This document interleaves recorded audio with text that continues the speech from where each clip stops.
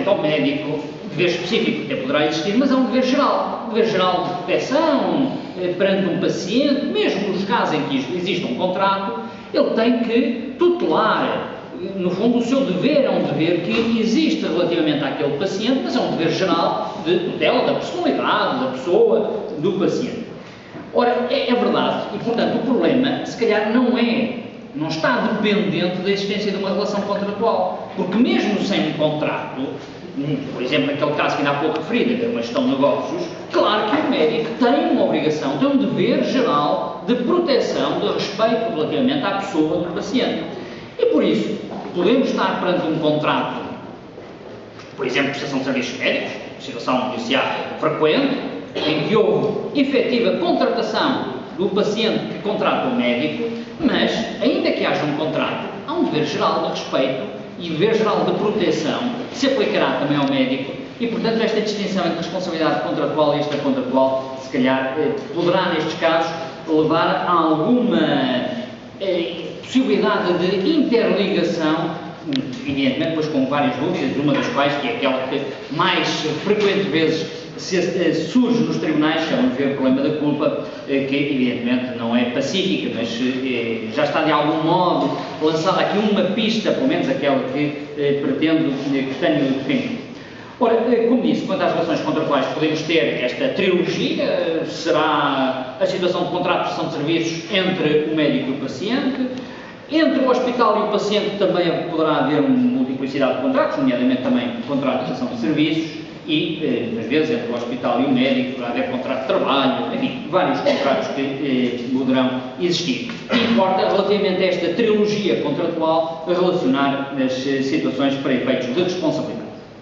Ora, como já ainda há pouco levantei o véu relativamente à questão, dir-se-á que haverá múltiplos problemas na determinação da responsabilidade do médico, mas aquele que normalmente surge, ou melhor dizendo, aquele que frequentemente é discutido nas questões que surgem nos tribunais, é tão só o pressuposto da culpa. Claro que a responsabilidade civil não se circunscreve à culpa. Há outros pressupostos necessariamente demonstrados, tem que se demonstrar para haver responsabilidade civil. Mas, se calhar, a dificuldade de verificação de outros pressupostos, como a ilicitude, etc., não é problemático, não tem suscitado na prática difíceis situações complexas. Dir-se-á, e é verificável facilmente pela jurisprudência que tem surgido várias vezes, e abundante jurisprudência que surge, abundante hoje, há 20 anos era diminuta, muito diminuta a jurisprudência de responsabilidade civil médica, mas hoje, por vários motivos, parece, enfim, houve uma mudança significativa nessa intervenção judicial. Evidentemente não depende dos tribunais, não é? Mas as pessoas recorrem com maior frequência, portanto, digamos que temos uma panóplia de jurisprudência a discutir este tipo. De facto, quase sempre, na maioria, se não forem 90% dos casos que se discutem nos tribunais superiores, são esses que temos acesso na relação no Supremo, são problemas de culpa que se discutem.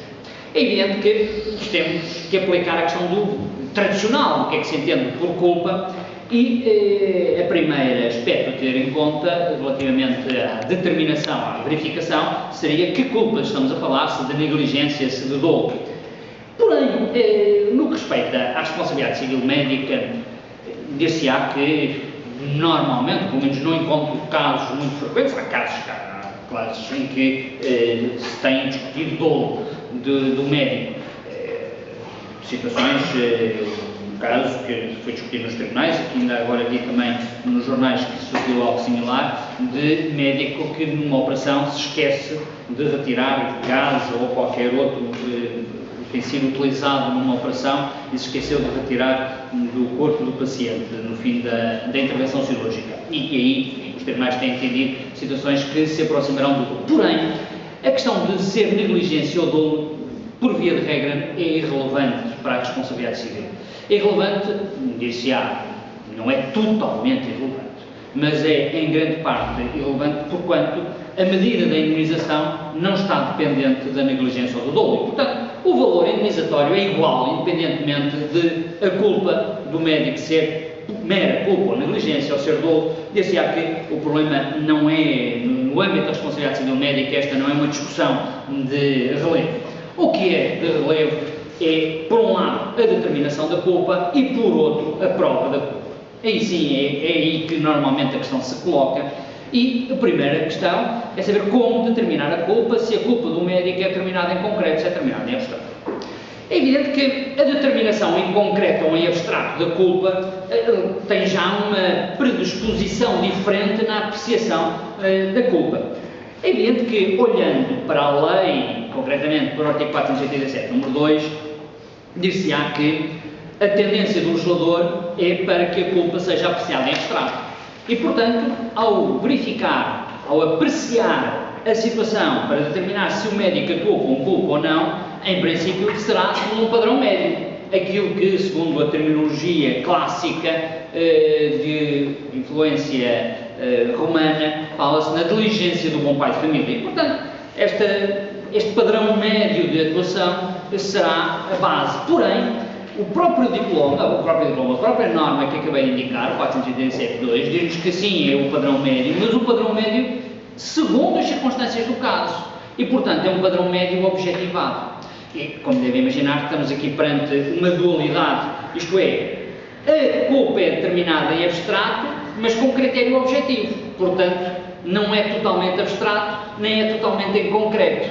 Há aqui uma junção das duas realidades, é este o sentido, que já mostra alguma dificuldade. Se fosse um padrão puramente médio, se atendesse simplesmente à situação média, dir-se-á que não teríamos que perscrutar das situações relacionadas com o ânimo do médico, mas simplesmente segundo aquilo que se determinaria da normalidade. Mas é nas circunstâncias do caso, portanto, nas circunstâncias do caso, então não é totalmente alheia a situação particular daquele médico na relação com o paciente, e por isso há que, como já imaginam, a dificuldade que se coloca de apreciar, evidentemente, segundo um padrão médio, mas naquela situação concreta, por exemplo, de uma determinada intervenção cirúrgica, se naquela intervenção cirúrgica, de facto, se justificará ou não justificará a culpa do